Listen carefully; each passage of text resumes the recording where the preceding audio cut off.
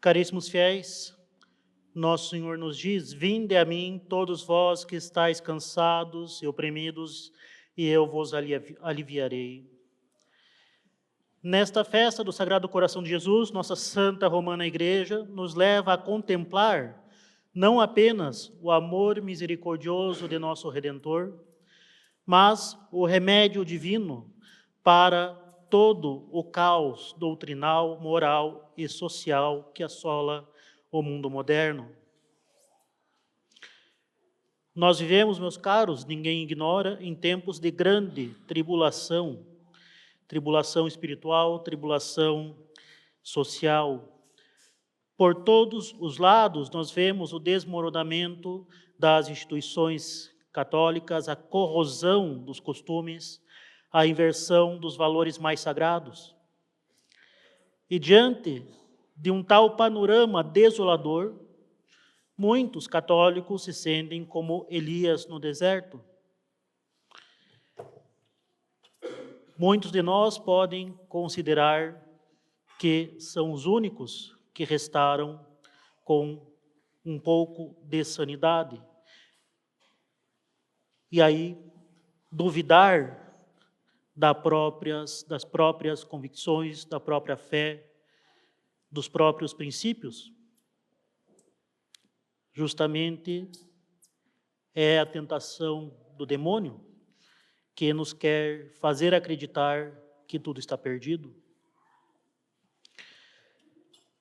Mas não desesperemos, o mesmo Deus que consolou o profeta nos oferece hoje, na festa do seu Sagrado Coração, a certeza de sua vitória final e os meios seguros para que perseveremos na fé.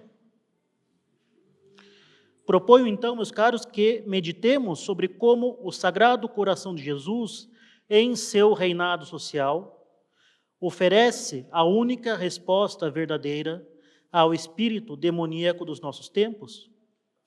Um espírito que, paradoxalmente, prega a tolerância, mas persegue a verdade, que proclama a liberdade, mas escraviza as almas. Meus caros, antes de compreendermos os males do século presente, nós devemos estabelecer com clareza a doutrina católica sobre o reinado de Cristo.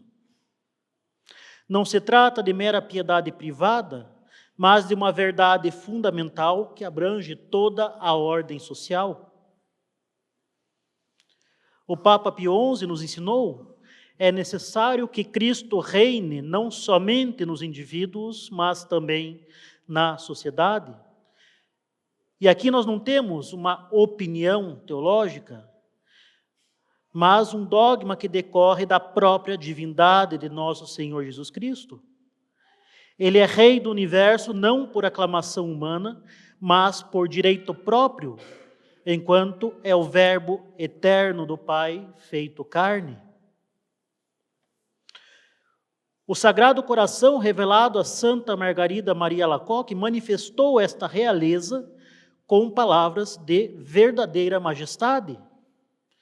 Ele disse: eu reinarei, apesar de meus inimigos e de todos os que se o quiserem opor.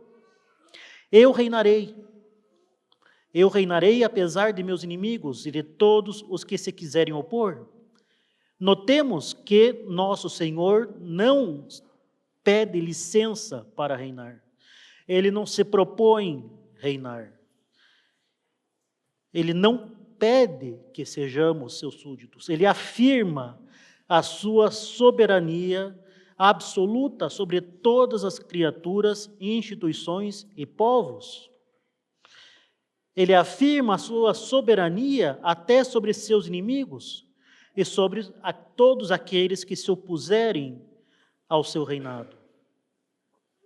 E esta promessa, meus caros, não é para nós uma ameaça, mas uma verdadeira consolação. Onde Cristo reina, aí há ordem, justiça e paz verdadeira. Onde ele é excluído, aí reina a confusão, a injustiça e a guerra decorrente das paixões desenfreadas. Ora, é justamente isso que nós vemos cada vez mais frequentemente. São Pio X proclamou: é necessário que tudo seja restaurado em Cristo.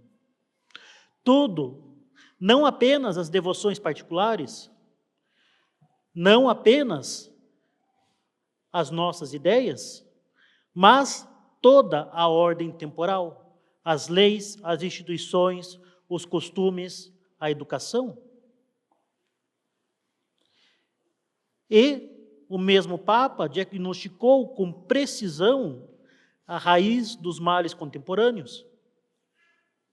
O afastamento, disse ele, o afastamento da vida pública dos princípios cristãos teve como consequência a apostasia das nações. E eis aqui, meus caros, a chave para compreender a decadência absoluta do nosso tempo.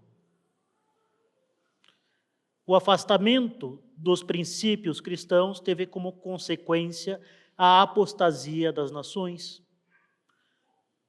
Por isso, sempre que necessário, nós reiteramos que nós vivemos em uma sociedade apóstata. Afinal, como ensina o Papa Leão XIII, toda autoridade vem de Deus, e aqueles que exercem o poder na terra são ministros e representantes de Deus. Quando a autoridade humana se desliga da sua fonte divina, torna-se tirania. Quando a sociedade se separa de nosso Senhor Jesus Cristo, torna-se Babel. E reina a confusão, o caos, a violência.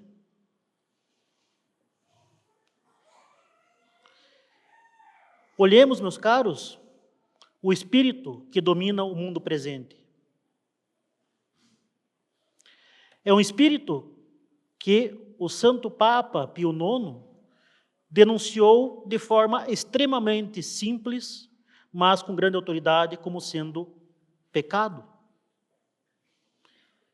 Ele disse: o liberalismo é pecado.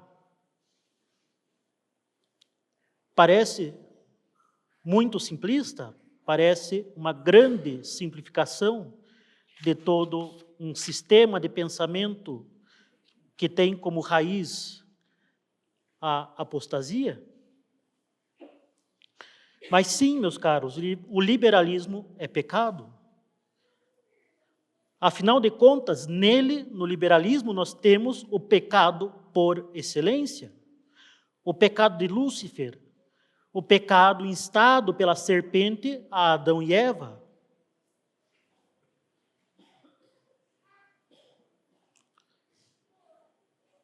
Evidentemente, o liberalismo é pecado. Afinal, o Papa não falava da liberdade verdadeira, que é dom de Deus, mas da falsa liberdade, que é a revolta contra toda a ordem divina.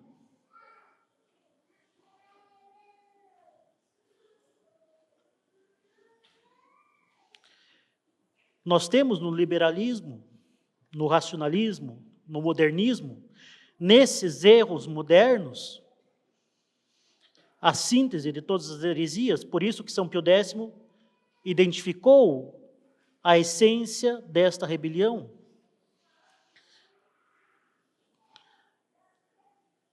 Esses erros modernos fazem do homem a medida de todas as coisas, colocam a criatura no lugar do Criador, substitui a verdade pela opinião subjetiva. Por isso que Leão XIII afirmou que não pode existir verdadeira liberdade quando a inteligência erra e quando a vontade escolhe o mal. Está aí a grande mentira do liberalismo, prometendo liberdade, entrega à escravidão, prometendo luz, mergulha o homem nas trevas da ignorância e do erro. E aqui nós temos uma contradição verdadeiramente monstruosa nos nossos tempos, uma contradição que é demoníaca.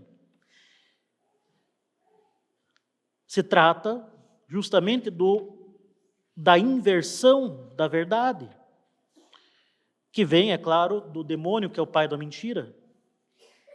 Este mundo que se proclama tolerante, revela-se impiedosamente intolerante para com todos aqueles que ousam contradizê-lo. Prega o relativismo nos princípios, dizendo não há verdade absoluta, mas exerce um totalitarismo feroz contra as pessoas que defendem a verdade católica. Todos nós sabemos como isso ocorre. Um professor, por exemplo, que ensine que o casamento é entre um homem e uma mulher, corre o risco de ser demitido por intolerância. Um médico que se recusa a participar de um aborto pode ser perseguido na justiça. É o cancelamento moderno, a perseguição implacável daqueles que não se curvam aos ídolos da modernidade. O mundo moderno diz tudo é relativo, mas ai daquele que relativizar essa mesma proclamação. O mundo moderno diz não julgueis, mas julga sem misericórdia quem ousa professar a fé católica. Nós podemos lembrar aqui as palavras de São Paulo apóstolo. Será que agora procuro agradar aos homens? Se ainda agradasse aos homens, não seria servo de Cristo? Eis o dilema que se apresenta a todos nós que temos um pingo de consciência católica. Servir a Cristo ou servir ao mundo? Evidentemente que servir aos dois é impossível. E nós podemos reconhecer, meus caros, nesse espírito do mundo, o mesmo não servirei, não serviam, que Lúcifer gritou diante do trono de Deus. É a mesma soberba, a mesma rebelião, apenas revestida das roupagens sedutoras de progresso, tolerância, modernidade e todos outros adjetivos tão caros ao mundo moderno. Este mesmo não servirei, proclamado diante de Deus por Lúcifer, é apresentado agora a nós, como foi apresentado pela serpente aos nossos primeiros pais. Qual vai ser então, meus caros, a resposta de nossa Santa Madre Igreja a este desafio? Negociação, conciliação, sujeição, encontro, partilha, acolhimento, sinodalidade e o que mais aparecer de adjetivos? É uma resposta que une em uma mesma ação evangélica a intransigência da verdade com a misericórdia do amor de Deus. Meus caros, a Santa Igreja é intransigente em seus princípios porque é fiel a Cristo. Não negocia, não concilia, não se sujeita jamais. Como o príncipe dos apóstolos, São Pedro, declarou diante do Sinédrio, importa obedecer antes a Deus do que aos homens. A verdade não muda conforme as épocas, não se adapta às modas passageiras, não se curva às pressões do mundo. E esta intransigência não é de forma alguma dureza de coração, mas é a própria firmeza, a própria solidez do amor. É porque ama verdadeiramente cada indivíduo que a Igreja não pode lhe mentir sobre o seu destino eterno. É porque a Igreja quer salvar as almas por amor a elas, que ela é firme no caminho da salvação. Nós podemos imaginar, meus caros, um médico que, por não querer ofender ou por não querer inquietar o seu paciente, deixasse de diagnosticar uma doença grave. Isso não seria de forma alguma caridade, mas uma verdadeira crueldade.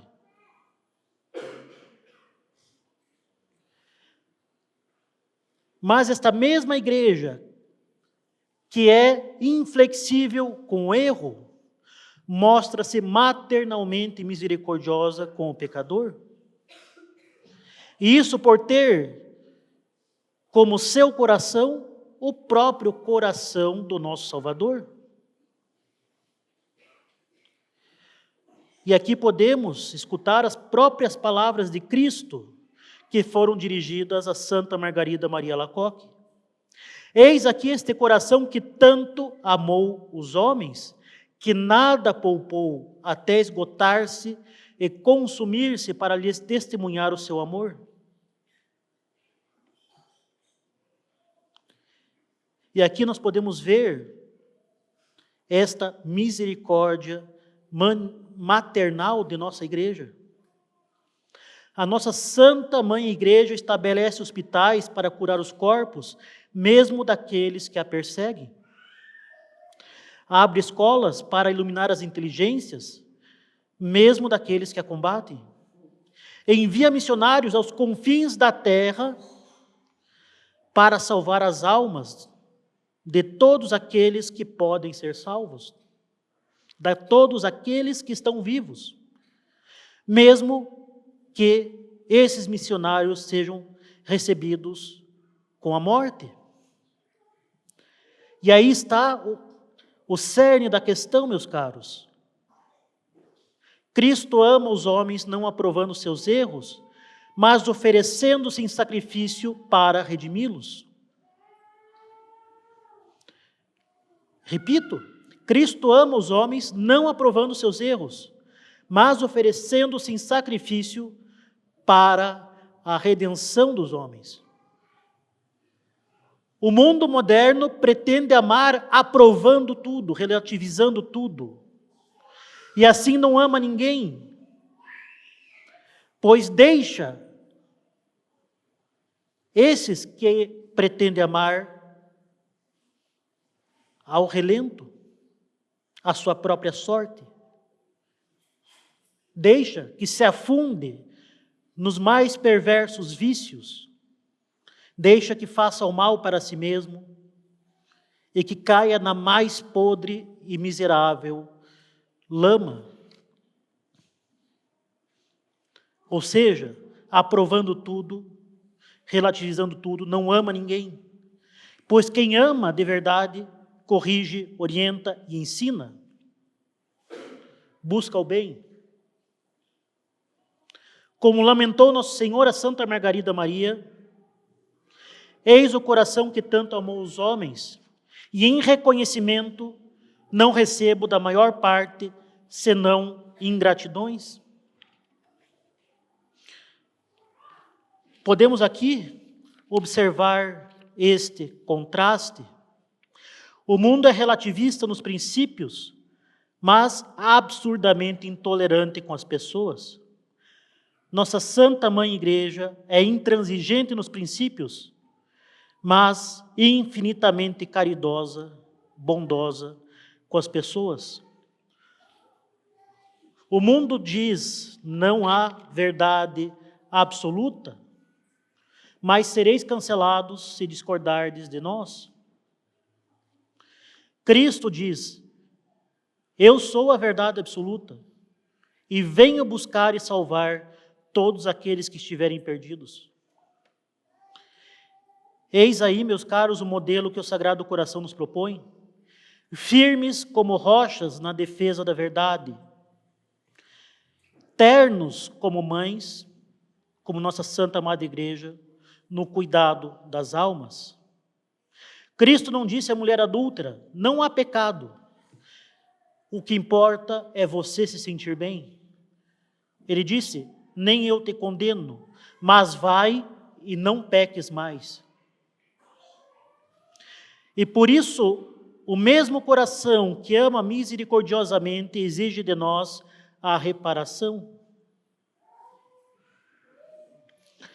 Disse o Sagrado Coração: é preciso que faças tudo o que estiver ao teu alcance, para reparar tantas ingratidões, injúrias e sacrilégios. O amor e a justiça, a misericórdia e a verdade se uniram no coração de Jesus e devem unir-se também em nossos corações. Que fazer, então, meus caros, diante desse estado da nossa sociedade, diante da nossa própria alma? Como defender o reinado de Cristo em uma sociedade apóstata? E claro, começamos primeiramente pela nossa vida pessoal. Não nos conformemos com este século, como exorta São Paulo. Vivamos como súditos fiéis de Cristo Rei, submetendo-nos inteiramente à sua lei santa. Isso significa buscar a santidade em todos os momentos, na oração fervorosa, na frequência aos sacramentos, no cumprimento exato dos nossos deveres de Estado. Não tenhamos medo do mundo, mas sim compaixão. Quando formos ridicularizados por nossa fé, lembremos-nos que Cristo foi crucificado, e foi crucificado por amor a nós. Nós podemos agora ser crucificados por amor a Ele, seja derramando nosso sangue, seja no martírio cotidiano. As dores, as humilhações, as perseguições são inerentes à nossa vida. Nós estamos neste vale de lágrimas. Mas, sofrendo o que sofrermos por amor a Cristo, nós teremos aí uma verdadeira consolação. Sejamos católicos integralmente, completamente. Nossa profissão deve ser exercida segundo os princípios católicos, por amor a Deus. Nossos negócios devem pautar-se pela lei eterna.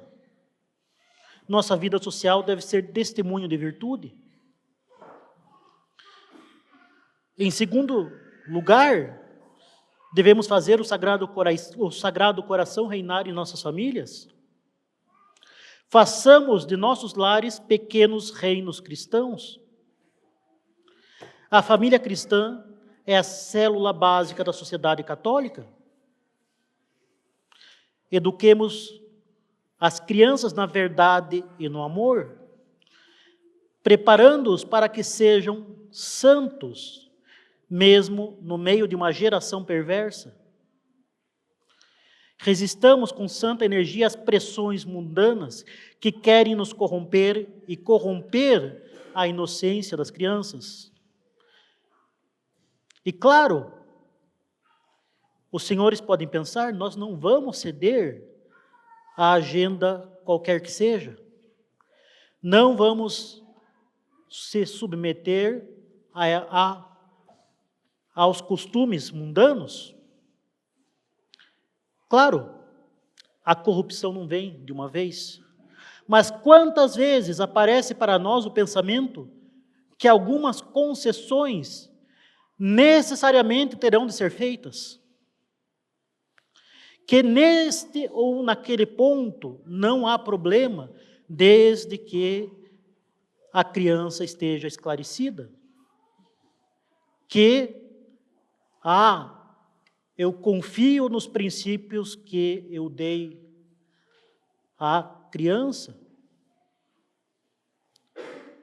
Sinceramente, confiar em crianças e adolescentes não é razoável.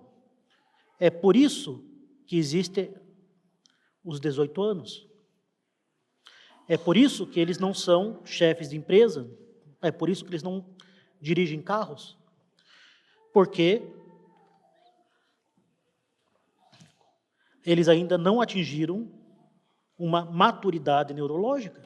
É uma questão neurofisiológica. Enfim, pode aparecer essa tentação de que, nesse ou naquele ponto, eu não dou conta, mas não faz tanto mal. Meus caros, o bem deve ser íntegro, nós bem o sabemos.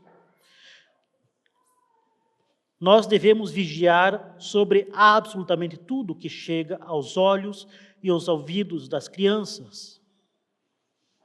Afinal, eles não têm o aparato crítico necessário para discernir o certo do errado.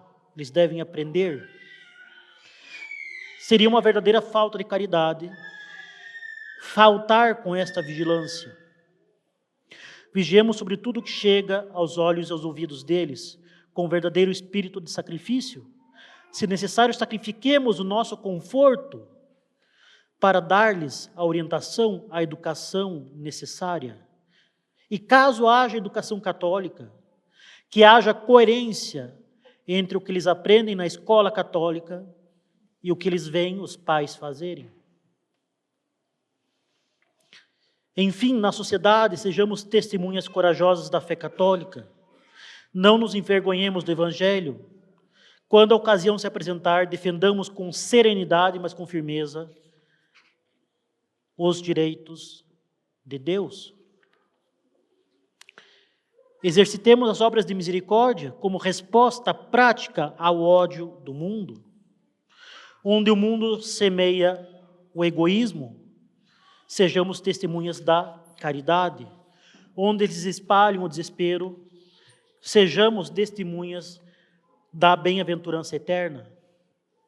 Enfim, oremos pelas autoridades e pela conversão das nações. Este é um dever como filhos da nossa pátria, como cidadãos. E lembremos-nos, meus caros, nós não estamos sozinhos nessa luta. Nós temos conosco a Santíssima Virgem, os santos do céu intercedendo por nós, e a promessa do próprio Cristo de que as portas do inferno jamais prevalecerão contra a sua Santa Igreja. Meus caros, o Sagrado Coração nos oferece a sua promessa consoladora pelas palavras de Santa Margarida Maria. Abençoarei as casas onde a imagem de meu coração for exposta e venerada. E esta não é uma promessa vaga, mas um verdadeiro compromisso divino. Consagremo-nos, pois, todos, pessoas, famílias, a nossa pátria, ao Sagrado Coração de Jesus. É por isso que nós faremos hoje, após Santa Missa, o ato de consagração do gênero humano ao Sagrado Coração de Jesus. Façamos de nossas casas pequenos santuários onde reina o Sagrado Coração. Mas, sobretudo, gravemos o Sagrado Coração em nossos corações por uma vida santa e por uma devoção verdadeira. O Sagrado Coração deve reinar em nossos corações para que, por meio de nós, ele possa reinar sobre a sociedade. A vitória final já está assegurada, meus caros. Nosso Senhor não está lutando para vencer, Ele já venceu. O que nós estamos vivendo são os gemidos e a revolta de um mundo agonizante, que se debate contra a sua própria condenação. A história de nossa Santa Amada Igreja é uma sucessão de crises aparentemente insuperáveis, seguidas de ressurreições gloriosas, porque a nossa Santa Igreja vive da vida de Cristo. Ela reproduz em sua vida mística a paixão de nosso Senhor. E quando os novos pagãos no mundo moderno parecem triunfar, Deus suscita novos santos, Deus suscita famílias santas. E Deus suscita neo-sacerdotes segundo o seu coração. Amanhã mesmo, na França, haverão ordenações para o Instituto Bom Pastor.